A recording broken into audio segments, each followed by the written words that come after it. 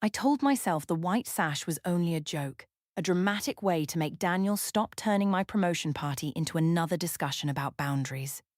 I folded it over his mouth in front of 5 men and said that if I wanted to drink, dance, and spend time with male friends, my husband did not get to insert his opinion into my life. 2 men laughed. 1 lifted his phone to record us. Daniel did not fight me or raise his voice. He sat straight in the karaoke booth and looked at me with the controlled disappointment I had spent years calling weakness. Then Ryan stopped laughing, reached behind Daniel's head, and untied the sash. He asked my husband one question I had never expected anyone to ask in front of the room.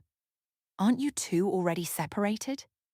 Daniel touched the red mark at the corner of his mouth and answered, "Until this moment, I didn't even know she was telling people that." Every smile around me disappeared. My name is Claire Mercer. I was 42 years old when I received the promotion I had wanted for almost 6 years. I worked for Brannan Hospitality Group, which managed conference centers, restaurants, and boutique hotels across 3 states. By the time I became Regional Partnerships Director, I had survived 2 mergers, 4 supervisors, and enough last-minute galas to know that celebration was usually panic with better lighting. Daniel was 46 and supervised facilities for the city of Westbridge.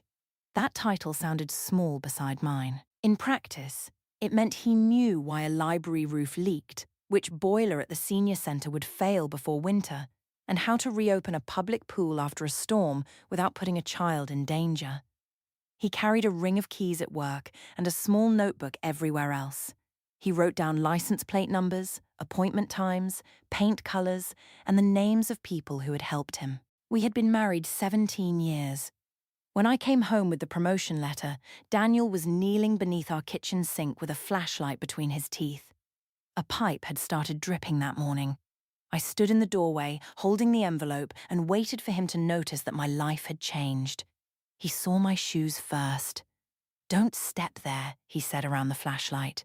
"The tile is wet." I lifted the letter. I got it. Daniel removed the flashlight and looked at the Brannan logo. His whole face softened.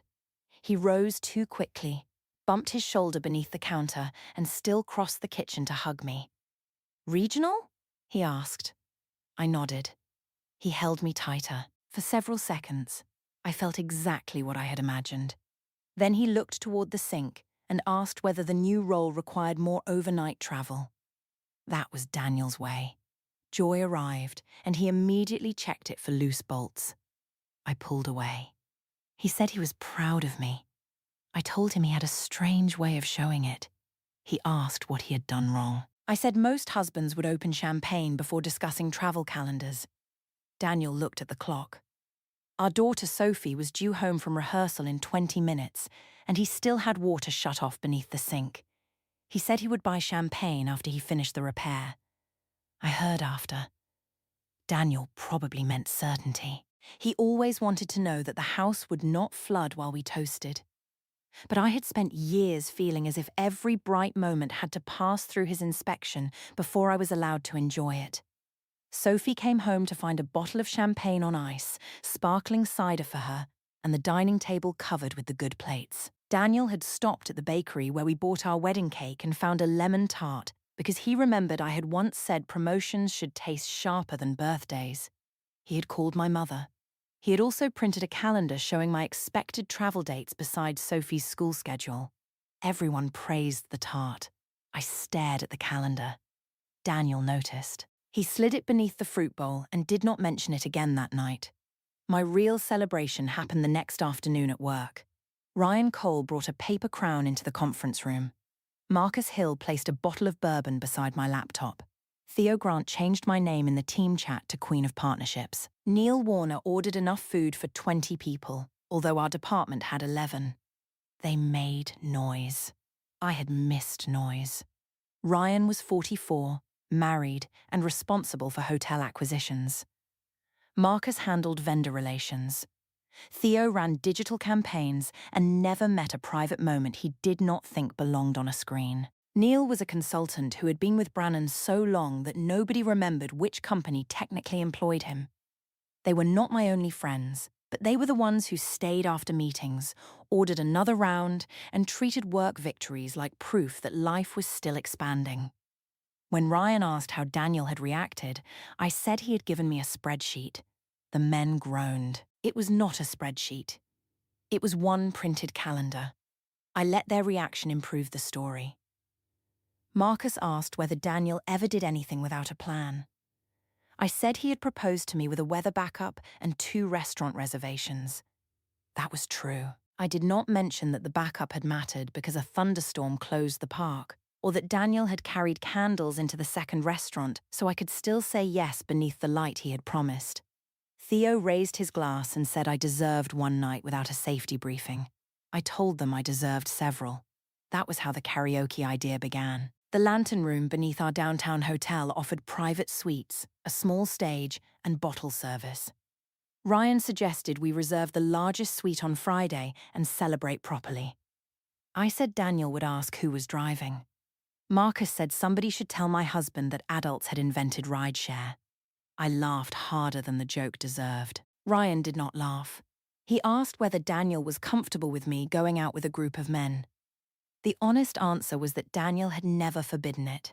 He asked where I would be, whether I needed a ride, and when I expected to return. If plans changed, he wanted a message. I called those questions control because admitting they were ordinary would have made my resentment look less impressive. I said Daniel and I had separate lives. Ryan's expression changed. Separate how? I could have corrected myself then. Instead, I told him the marriage had been over in every meaningful way for a long time. I said Daniel and I stayed in the same house for Sophie, the mortgage, and convenience. I said we had an understanding. Ryan asked whether Daniel knew about the understanding. He knows who I am, I answered. That was not the same thing, but it sounded complete enough for a conference room. Marcus asked a similar question over lunch. I told him Daniel and I lived like roommates. Theo asked whether he could post photographs from the party. I said Daniel had accepted that I made my own choices. Neil asked whether bringing Daniel would make the room uncomfortable. I said Daniel preferred watching from the edge anyway. Each answer was slightly different. Together, they built a marriage I had never discussed with my husband. When I told Daniel about the party, he was packing Sophie's lunch. He cut apple slices thin because she would not eat them otherwise. I said the team had booked the Lantern Room for Friday. He asked if partners were invited. I said he would hate it. Daniel closed the lunch container. That wasn't my question. I told him yes, he could come, but I did not want him checking the time or telling people how much they had consumed. I said this was my night. Daniel leaned against the counter. Claire, when have I ever told your co-workers what they could drink? I reminded him of the Christmas party when he had taken Marcus's keys. Marcus couldn't stand. He was celebrating. He was trying to drive. I said there was always a reason with him. There was always a pipe, a key, a closing time, a weather alert, or a man who had enjoyed himself too much. Daniel could turn anything into a responsibility. He looked at the lunch container. Someone usually has to be responsible. That answer confirmed everything I wanted to believe. I told him he could attend only if he promised not to manage me. Daniel said he would attend as my husband. He did not promise anything else. For the next week, he gave me several chances to tell the truth. On Monday, Marcus called the house while I was in the shower. He told Daniel he respected how mature we were being. Daniel asked what he meant. Marcus said he would let me explain. I told Daniel Marcus was referring to my promotion and our travel schedule. On Tuesday, Ryan sent a bottle of champagne to our house with a card that read, T.O. The Hen Ext He Chapter. Daniel set the card beside my plate. He asked whether Ryan meant the promotion. I said obviously. Daniel read it again before placing it in the recycling. On Wednesday, Theo tagged me in a photograph from the Lantern Room. The caption said, Friday. Kets, Hacher, Jets, Hey, Life, Back. I removed the tag before Daniel came home. On Thursday night, Daniel found me trying on a red cocktail dress I had not worn since a hotel opening 3 years earlier. He stood in the bedroom doorway holding a small silver gift bag. Is that for tomorrow? I asked. He nodded. I reached for it. He moved it behind his back and said I could wait one more night. I laughed and told him the facilities department had finally learned suspense. Daniel smiled. For a second, the distance between us looked repairable. Then he asked whether I had told anyone at work that we were separated. I felt my body become still before my face did. Why would you ask that? Ryan called again. He apologized for making assumptions. I said Ryan was dramatic. Daniel asked what assumption he had made. I walked to the closet and began looking for shoes. I said men at work had noticed we were not happy. That did not mean I had announced a separation. Daniel remained in the doorway. Have you told them I agreed to something? I turned. This is what I mean. You insert yourself into every conversation I have. You question every person around me until my life becomes one of your inspection reports. He did not defend himself. He asked the question again. I told him no. That lie was different from the earlier ones. The others had been impressions, omissions, or emotional language. This one had a clean edge. Daniel looked at me for several seconds. Then he placed the silver gift bag in the top drawer of his dresser. All right, he said. I mistook the words for belief. Friday arrived with rain and warm wind. Daniel came home early, changed into a charcoal jacket, and ironed his own shirt. He looked good in a way that annoyed me because it challenged the role I had assigned him. Sophie came downstairs and told him so. She asked why she could not attend. I said it was an adult work party. Daniel handed her cash for pizza and wrote our numbers on the pad beside the refrigerator, even though she already had them. Sophie rolled her eyes. I joined her. Daniel folded the paper once and placed it under her phone. Humor me. She hugged him before we left. At the front door, Daniel picked up my leather presentation folder. I had left it beside my briefcase after bringing it home from work. You don't need that, I said. Your promotion letter is inside. I told him everyone had already seen it. He said he had added something. The silver gift bag was tucked beneath the folder. I asked what. He smiled. You can wait 10 minutes. I should have noticed that he was trying. Instead, I told him not to make a speech. The lantern room occupied the lower level of the Brannan Grand Hotel. Blue lights ran along the stairs. Music from several private suites passed through the walls as a soft, competing pulse. At the entrance, a hostess placed a white satin sash over my shoulder. Silver letters across it read Regional Queen. The men cheered when I entered. Ryan hugged me carefully, one arm around my shoulder. Marcus kissed my cheek. Theo aimed his phone at us and narrated my arrival like a red carpet broadcast. Neil raised a glass from the booth. Daniel stood beside me, holding my folder and gift bag. The cheering faded unevenly. Ryan was the first to approach him. He shook Daniel's hand and said, I want you to know I respect how you're handling everything. Daniel looked at their hands. Handling what? I stepped between them and held up the sash. Handling the fact that his wife finally outranks everyone. Marcus laughed. Ryan did not. Daniel placed the folder on a side table. Theo clapped him on the shoulder and said there were no hard feelings. Daniel turned toward him. Why would there be? Theo looked at me. I lifted 2 fingers toward the bartender and ordered bourbon. The first half hour passed because noise can postpone almost anything. Marcus sang a rock song badly. Neil performed an old soul ballad and pointed at every woman visible through the glass corridor. Ryan chose a duet with me but kept a careful distance. Theo recorded short clips and sent them to the team chat. Daniel sat near the end of the booth. He applauded each song. He drank club soda. Twice he stood to move a glass away from the edge of the table. The second time, I caught Marcus watching him. He can't help himself, I said. Marcus asked if Daniel had always been like that. I said Daniel had been born 45 years old. Daniel heard me. He smiled without warmth and corrected my arithmetic. 46. The men laughed.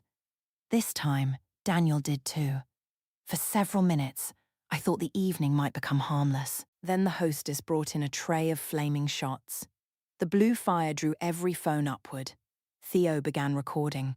Marcus reached across Daniel to take 2 glasses. Daniel caught his wrist before his sleeve touched a flame. "Wait until she puts them out," he said. Marcus pulled back. The hostess extinguished the flames and thanked Daniel. I felt the room place another check mark beside my husband's name. "See?" I said. "He can't let anyone experience danger for 3 seconds." Daniel looked at me. His sleeve was over the tray. And he survived. Marcus rubbed his wrist. "He did me a favor, Claire." I heard disloyalty in the sentence. I raised my glass and announced a toast. I said my promotion represented the first decision in years that belonged entirely to me. I thanked the men for reminding me that life did not have to be a schedule built by somebody else. I said some people treated love like a list of restrictions, while real friends opened doors. Ryan lowered his drink. Daniel remained seated. The silver gift bag rested beside him. I pointed at him and smiled. "Don't worry. He knows exactly what I mean." Ryan asked, "Does he?" The music continued beneath the question. I told Theo to choose the next song. Daniel stood. "Claire, can I speak to you outside?" I said anything he needed to say could wait. He looked around the room. "I don't think it can." That calm voice made me feel cornered.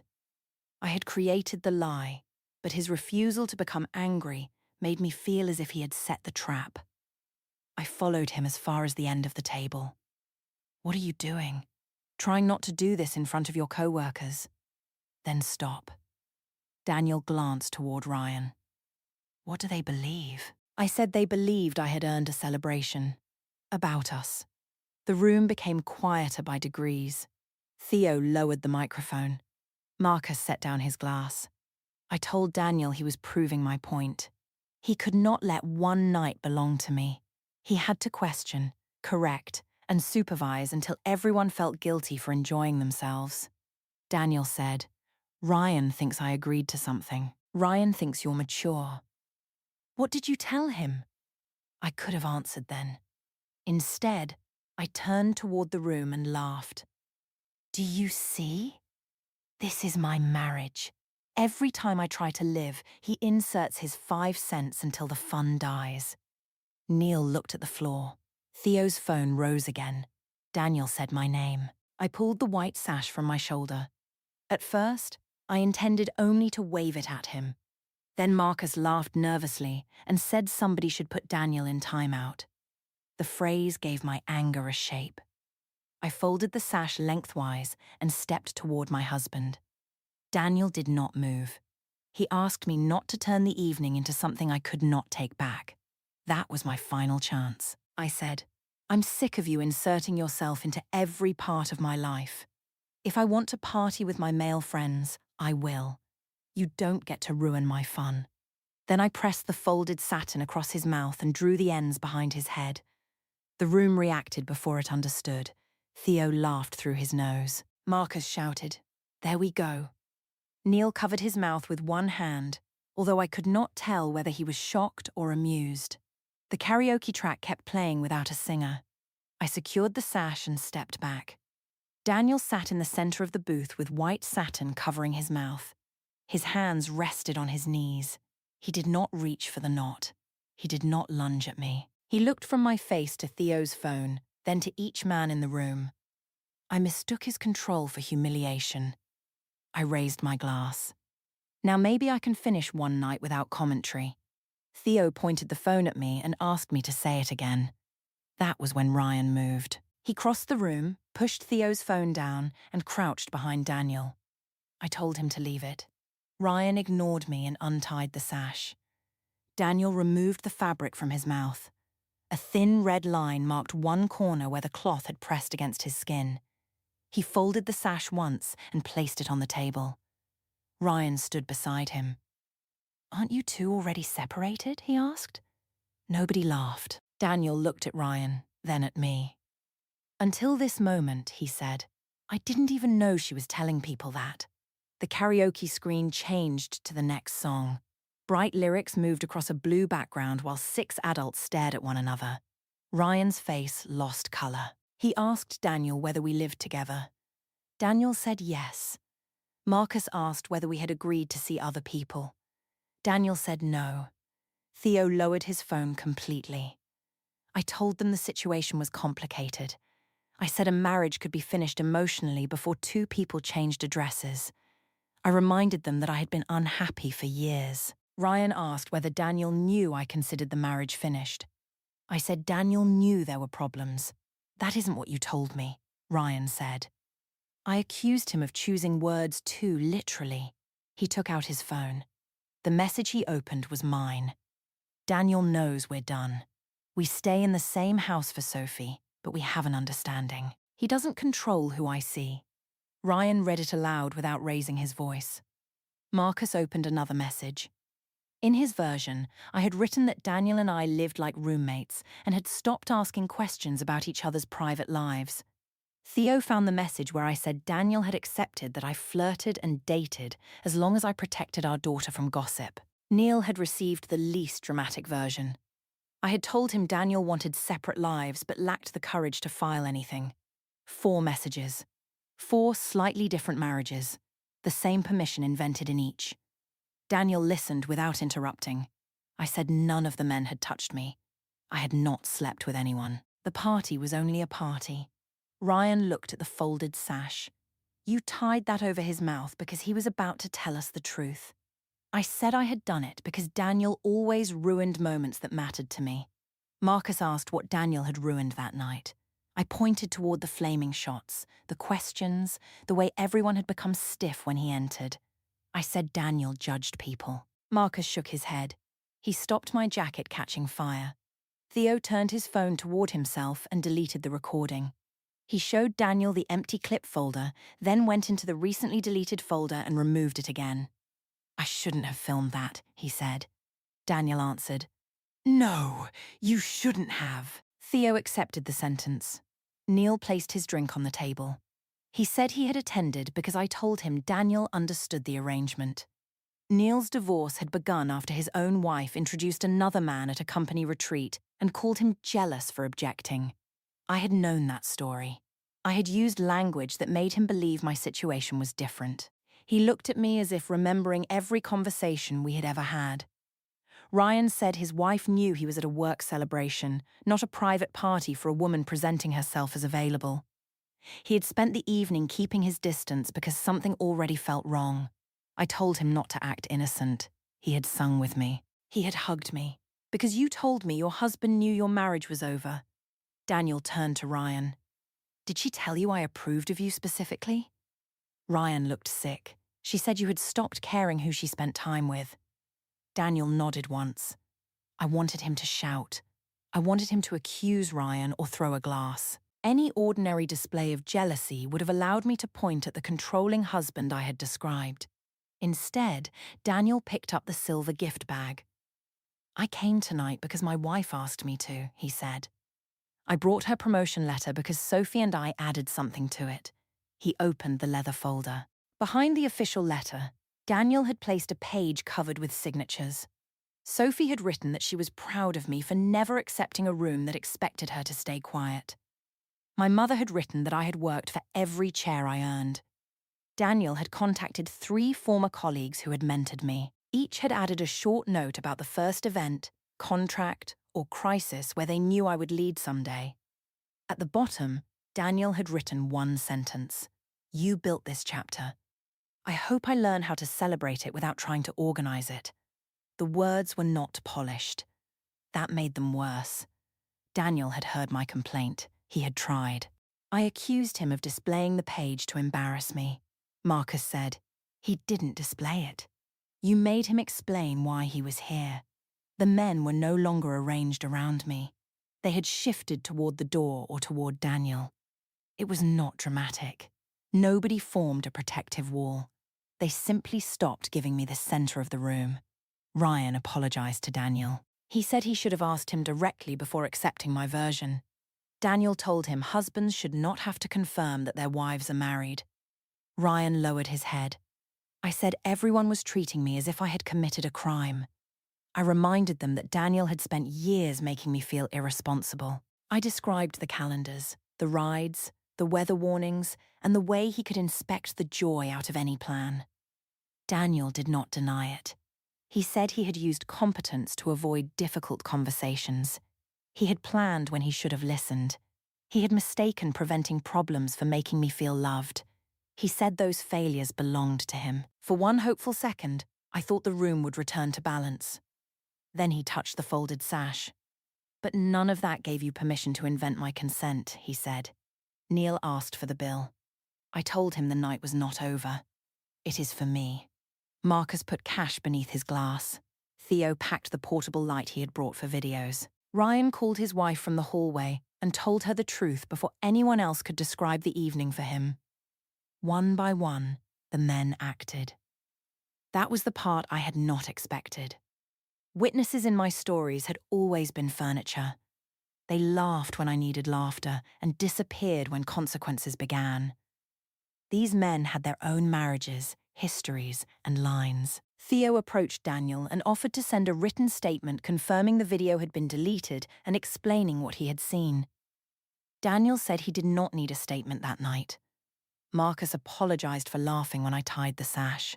He admitted that he had thought Daniel approved of the joke because I had told them he approved of everything else.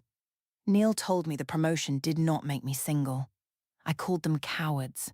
I said they had enjoyed my attention until a husband looked sad, and now they wanted to perform morality. Ryan returned from the hallway. Maybe. But we can still stop. That sentence emptied the room faster than anger would have. Daniel slid the signed page back into the folder. He left the silver gift bag unopened. I asked whether he was really going to let my co-workers destroy our marriage over messages. He looked at me with the same expression he had worn behind the white sash. They didn't put it over my mouth.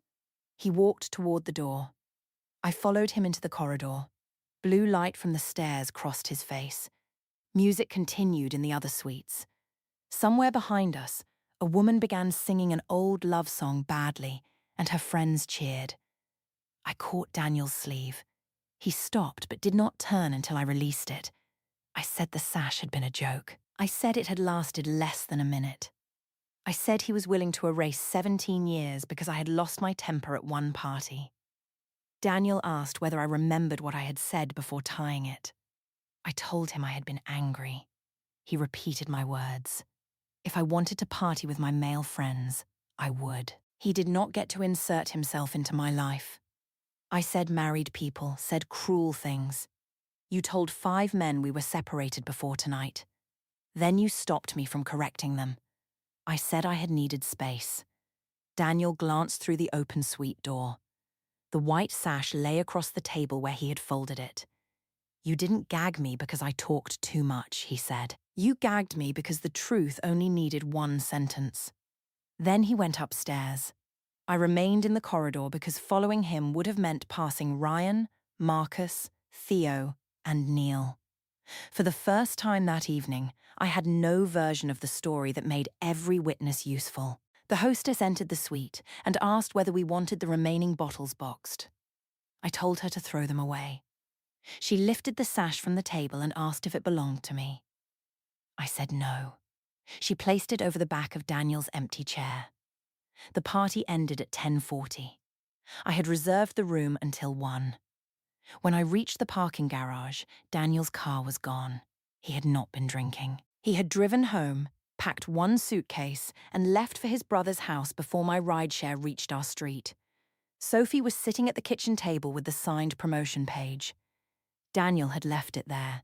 She asked why he was staying with Uncle Mark. I said we had argued at the party. She asked what kind of argument required a suitcase. I told her adults sometimes needed space. Sophie read the messages before I could decide whether to show them. Daniel had not sent them to her. Theo had posted an apology in the team chat, and a screenshot of Ryan's message was visible when Sophie looked over my shoulder. She asked what I had told people about her father. I said workplace friendships were complicated. She asked whether we were separated. I said not officially. Did Dad know we were unofficially separated? The phrasing sounded like Daniel.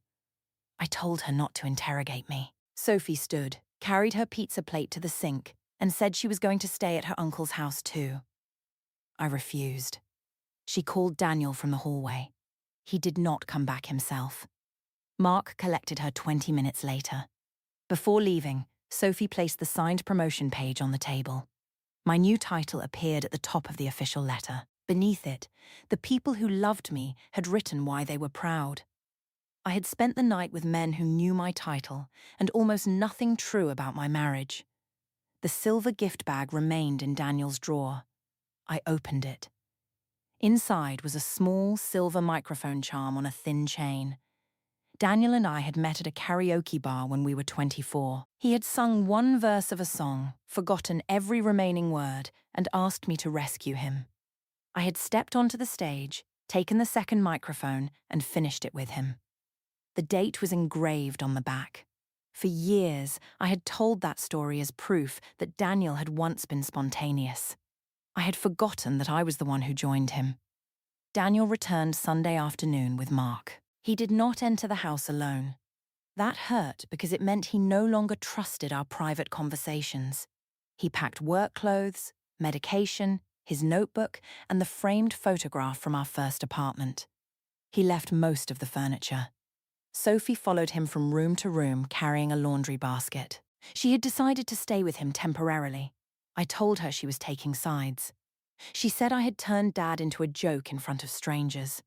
I said they were my friends. Sophie asked if friends helped you lie to your husband. I told her they had not known. Then they weren't your friends. They were props. Ryan used the same word 3 days later. Brannan's human resources director called me Monday morning.